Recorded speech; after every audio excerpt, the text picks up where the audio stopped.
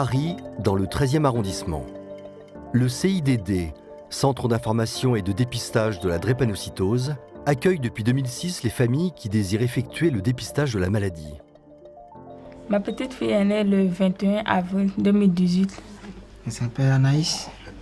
L'objectif du Centre d'information et de dépistage de la drépanocytose, il est multiple. Tout d'abord, on a des missions envers les professionnels de santé, mais aussi envers le grand public. Nous recevons les familles dans le cadre du dépistage néonatal, c'est-à-dire un bébé a été dépisté à la naissance, on découvre qu'il est porteur d'un trait drépanocytaire. Le Centre d'information et de dépistage de la ville de Paris permet en fait de proposer gratuitement une étude de l'hémoglobine aux parents pour pouvoir identifier si on est face à un couple à risque pour les grossesses suivantes ou les projets parentaux suivants. Bonjour, vous venez me voir suite à la naissance de l'enfant ? Ici, vous êtes au Centre d'information et de dépistage de la drépanocytose. Votre petite fille, elle est AS. Déjà, j'ai une grande nouvelle à vous annoncer. Votre enfant n'est pas malade, d'accord ?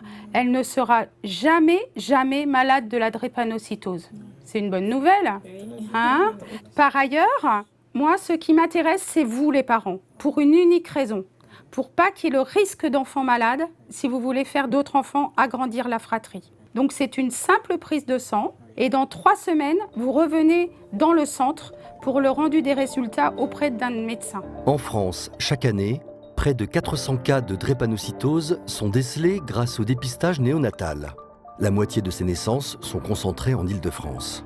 En 12 ans d'existence, le CIDD a traité plus de 9000 dossiers. Grâce à ce suivi, 80 couples à risque ont pu être orientés vers des conseillers génétiques afin d'éviter de transmettre la maladie. Ça va, monsieur Kanaté ? Beaucoup de parents d'enfants malades finalement ignoraient leur statut. Et l'idée en fait du CIDD, c'est de permettre qu'un maximum de personnes connaissent leur statut de porteur sain et en connaissance de cause puissent à ce moment-là élaborer leurs futurs projets parentaux.